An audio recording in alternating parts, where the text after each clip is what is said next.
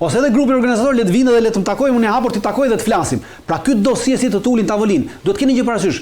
Me një person të tillë nuk mund të ulesh asnjëherë në tavolinë. Pse s'mund të ulesh në tavolinë? Sepse ata që kanë protestën, ata që po bëjnë protestën, ata që kanë organizuar protestën, dhe ata që dalin sot protestë, nuk kanë asnjë gjë tjetër përveç se presionit të protestës. Dhe në moment që ti ulesh me një njeri, jo si Rama, me një kryeministër të një vendi për të diskutuar gjëra, ti aty nuk ofron asgjë tjetër përveç se presionit. Ndërsa ky, ofertat i ka çarçaf, ofertat e tij nisin nga universiteti edhe mbarojnë te ish stacioni i trenit. Po ta lëshon me oferta ky çarçaf, sepse ky ka të gjitha në dorë.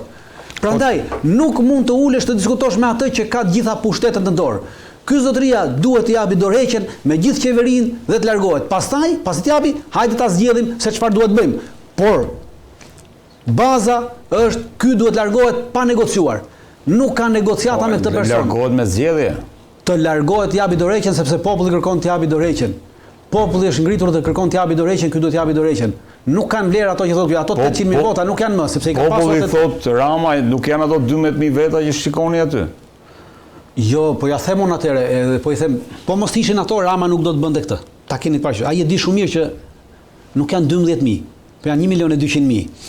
Juve që parë tha që isha në protestë. Atëherë unë do të sugjeroja të gjithë atyre që kanë një dyshim më të vogël, të vinë në protestë në momentin që protesta mbyllet dhe që protesta del në Unaz. Dhe do ta shihni kur protesta del në rrugët e Tiranës. Dhe do shihni të gjithë njerëzit në shtëpiat e tyre dalin ose në balkon ose poshtë duke të trokitur. Pra nuk janë më 12.000, po janë bërë 120.000 për një orë. Po jam dakord, ku ngrihet kryeqyteti, unë jam dakord me këtë. Pra kjo është. Dhe fakti që ai shkruan atje. Nuk mund ta injorosh në këtë formë një pol pushteti të rëndësishëm për të shkuar tek zgjidhja. Ky pushtet është pushtet Kuisling. Është pushtues. Ky këtu është vetëm pushtues. Ky pushtet i tij i ka shërbyer interesave serbe, interesave greke. Në asnjë moment nuk i ka shërbyer interesave shqiptare. Dakor, çfarë duhet bëj? Kuislingu duhet iki. Po, ky është armik, është pushtues. Pushtuesi duhet iki, me pushtuesin nuk ka negociata. Kjo është opinion. Ai nuk thotë, jo më s'është opinion, të gjitha çka ka bërë. Votues që thonë që i ka votat i ka marrë, në fillim i ka marrë me mashtrim, pastaj më mbrapa i ka marrë me mjeshtëri. Nuk ka asgjë në këtë aspekt.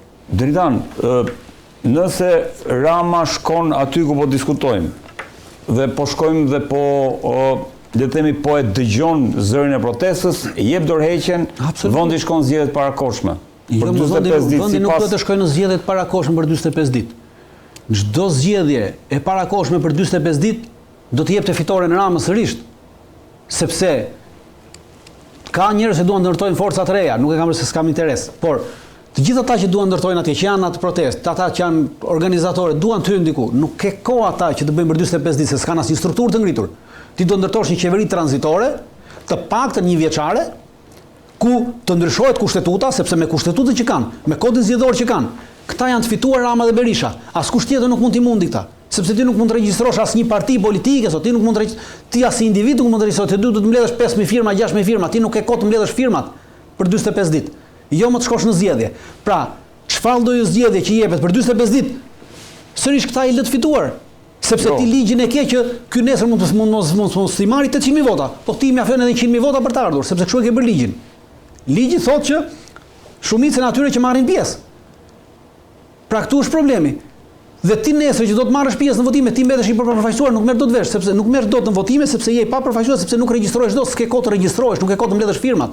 Sepse ligji e ka që ti duhet të marrësh 5.000 firma për të mbledhur ti çosh në gjykat, gjykata të njohë, gjykata ti merr 30 ditë që të t'japi ty vendimin që ti regjistrohesh si parti politike, pastaj pas këtij 30 ditëve ti duhet të shkosh në KQZ të marrësh formularët dhe të mbledhësh edhe 5.000 firma tjera ti çosh në KQZ. Pra, ty nuk të del koha 3 muaj ti bësh të punë. Jam dakord, jam dakord. Pra, nuk do të bëj kjo punë. Në 90-ën ata që udhhoqën në 90-ën, atëre po, ishte, domethënë Ramizalia ishte udhëheqësi. Po pra po ishin ligje të tjera. Nuk ishin këto ligje, kodi zgjedhor ishte komplet ndryshe. Kurse tashmë këta kanë bërë kodin zgjedhor që ti nuk mund të hysh më. Ti s'hyn dot. Prandaj duhet ndryshuar kodi zgjedhor, duhet ndryshuar kushtetuta. Kur ti ndryshojmë këto, atë me referendum, vetëm pas atij referendumi neve duhet të shkojmë në zgjedhje të përgjithshme. Nuk mund të ketë zgjedhje të përgjithshme pa ndryshuar kushtetuta, kodi zgjedhor. Sepse këta kanë kopsitur kushtetutën dhe kodin zgjedhor që kanë përjashtuar popullin.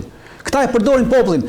Kjo protestë po tregon dhe kjo protestë kërkon atë të bëjë, të ndryshojë që populli është subjekt, jo objekt. Këta e kanë bërë popullin objekt në kushtetutë, e kanë bërë popullin objekt në ligje, e kanë bërë popullin objekt në retorikën e tyre politike. Ndërkohë që populli është subjekt dhe këtë po kërkon, të rikthehet subjekt. Po si rikthehet subjekt? Duke ndryshuar kushtetutën, duke ndryshuar ligjet dhe pastaj kur ti ndryshojmë këto, hajde të hyjmë në kushte të barabarta, sepse sot në rast se shkojmë në zgjedhje nuk jemi në kushte të barabarta. Këta janë në kushte të privilegjuara. Prandaj, hajde ta ndrojmë kushtetutën. Hajde të ndrojmë ligjet, kodin zgjedhor dhe pastaj hyjmë në zgjedhje në kushte të barabarta, nuk i përjashton njeri këta nga votimet nesër. Le të futen në zgjedhje, por në kushte të barabarta. Këtë po kërkohet. Hyjmë në kushte të barabarta.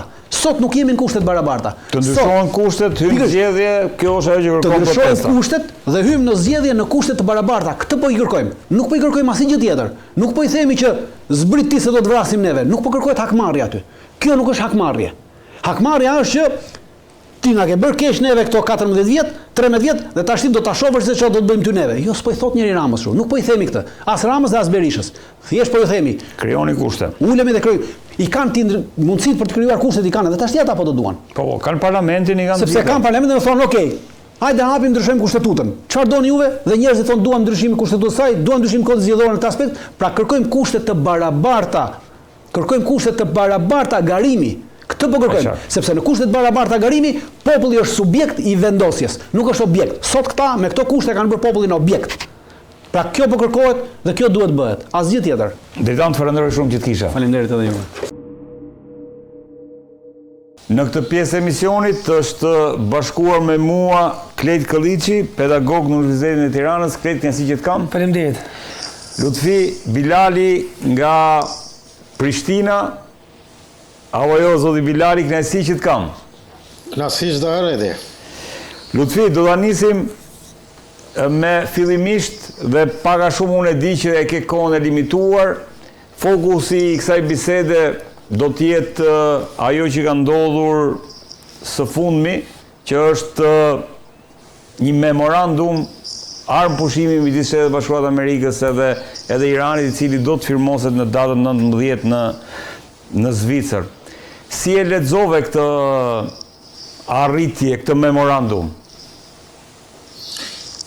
Po sigurisht për të dhënë një rezume apo një mendim personal të gjithë kësaj që ka ndodhur, memorandum marrëveshje, e cila çuditërisht për herë parë do të jetë në shkrim elektronik.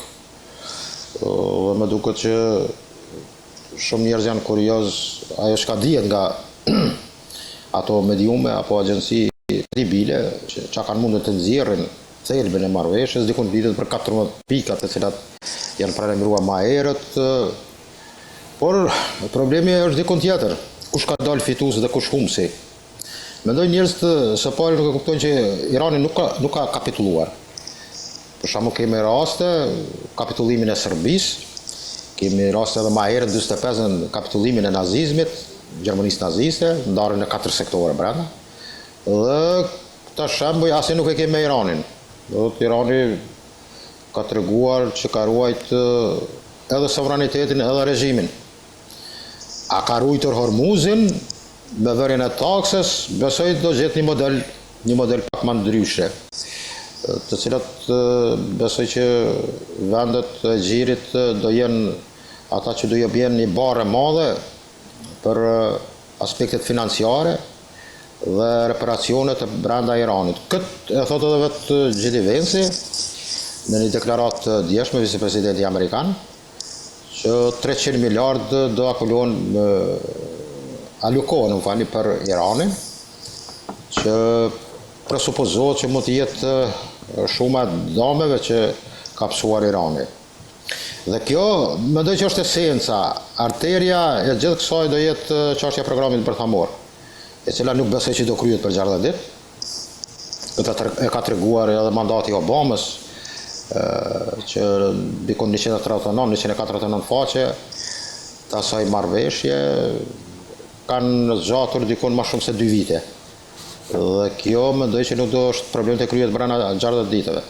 Por Trumpi mund ta shpall si një fitore ti personale, personi që ka filluar luftën dhe tash mbaron luftën, pastaj do vijë radha që edhe në Ukrainë të arrin një del të tillë, i cili besoj që ndoshta gjatë këtij viti mund të realizohet. Por si përfundim edhe për të qenë i qartë, mendoj që Irani dhe Amerika do bëjnë një memorandum i cili do nënshkruajnë apo do të arrin pajtueshmërinë, që më duket që tash është arritur, dhe të pritet të premten në Zhenevë të ketë të merr epilogën e përfundimtar. Për tjerat muhabete dhe atë se kush ka dalur fitues, mund të them vetëm për një aspekti që Hormuzi asnjëherë nuk është shkel nga forcat amerikane apo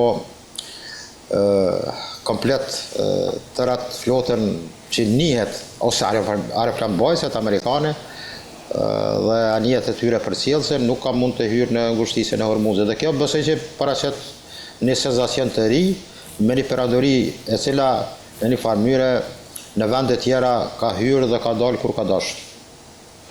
Kled, si e lexove këtë memorandum?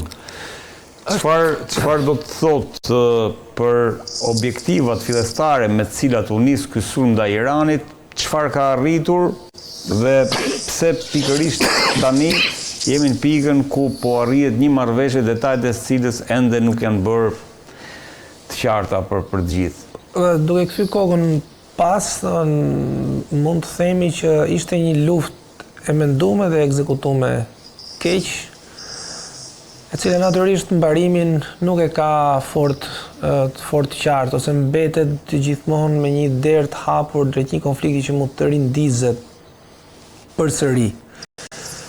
Marr parasysh këtë, mund të themi që është që Shtetet Bashkuara të Amerikës nuk patën në një rezultat shumë të madh, duke pas parasysh objektivat fillestar. Objektivi më i madh dhe më i rëndësishëm për mendimin tim ka qenë krijimi i një situate konflikti e cila do të mundsonte rrëzimin e regjimit iranian. Kjo ka qenë objektivi madhor, por një objektiv i pa ekzekutuar mirë ose nisur nga premisa shumë të gabuara, kuptimin e të informacionit dhe të mjeteve me cilave të kërkohesha të arrihesh qëllimi.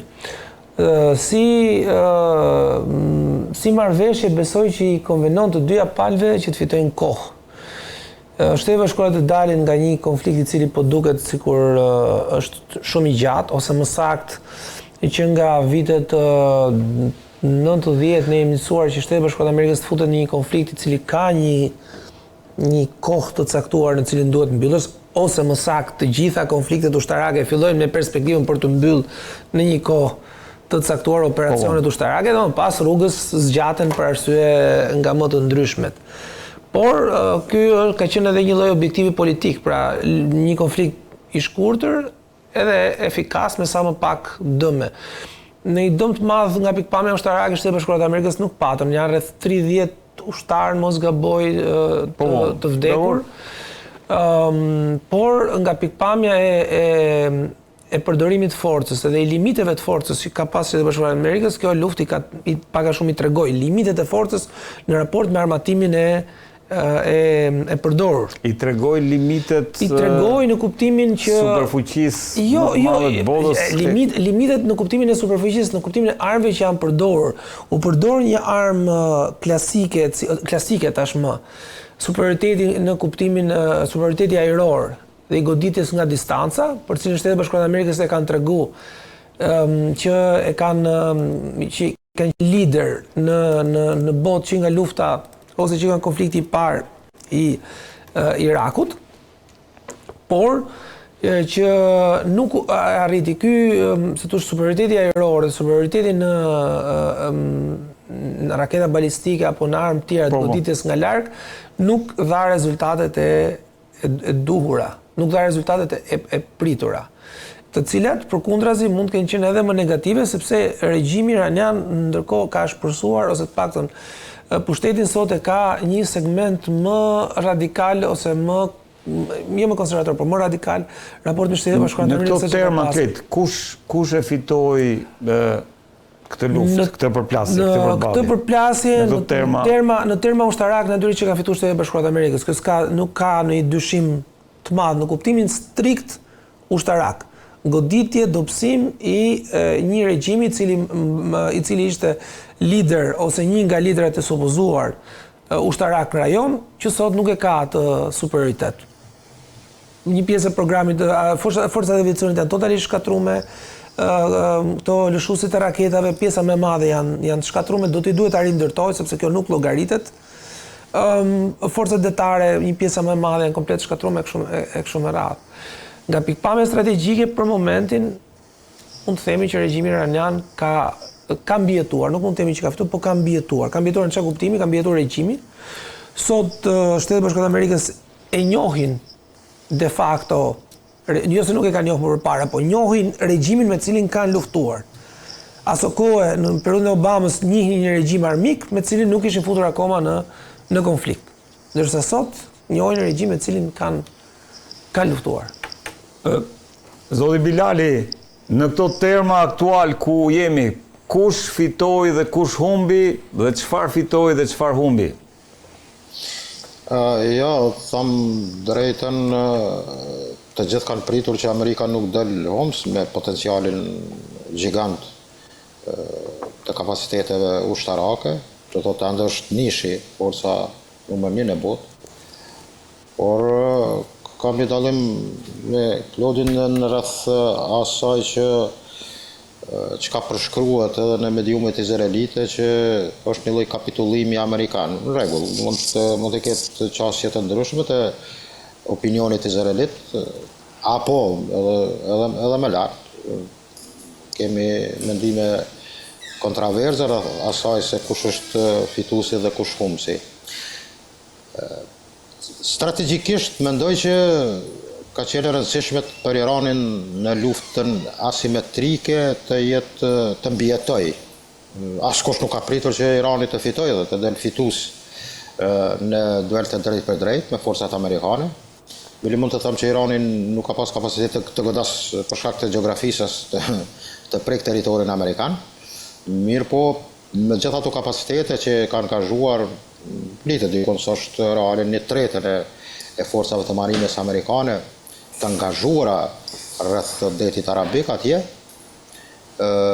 në fund është parë që goditjet e tyre dhe ajo që kanë pasur në plan që nga demonstrimet dhe demonstratat në fund vitit e kaluar, në dhjetor, rrëzimi i regjimit në Iran. Dhe kjo u pa që është e parrishme si qëllim amerikan, po dhe Izraelit, me që se Izraelitet kanë qenë ata që kanë filluar aksionin së bashku me Amerikan, tashtoj nuk jenë palë të marrëveshjes. Kjo do thotë tregë shenjë që Izraeli do vazhdon prapë me aktivitetet luftarake dhe ekspazionin edhe në Liban dhe në Siri, po edhe në viset e pushtuara, pjesët e pushtuara në Westbank dhe në Gaza. Dhe kjo tëra tregon që iranianët kanë arritur të nxjerrin një marrëveshje e cila për kushtet dhe rrethonat më duket është më tepër pozitive për palën iraniane. Jo që kanë humbur amerikanët, nuk shtrohet dilema, por unë mendoj që atë që kanë menduar për një periudhë 3-4 ditore që kryjnë punë me Iranin ka qenë një lloj fiasko.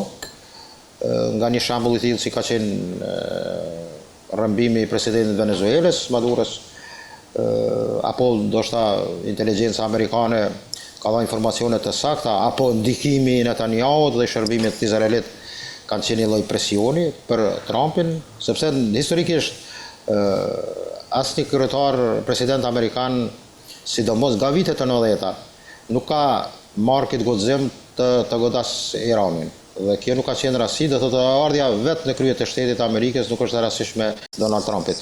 Por mendoj që për fund të them që kjo marrëveshje mund të jetë ndoshta e përkohshme, sepse dihet që programi bërthamor dhe do jek dorë Irani nga strategjia e saj për të qenë vend atomar, të bashkangjitet edhe nën fuqive tjera, atomare është një pikë pyetje e radhës. Unë besoj që edhe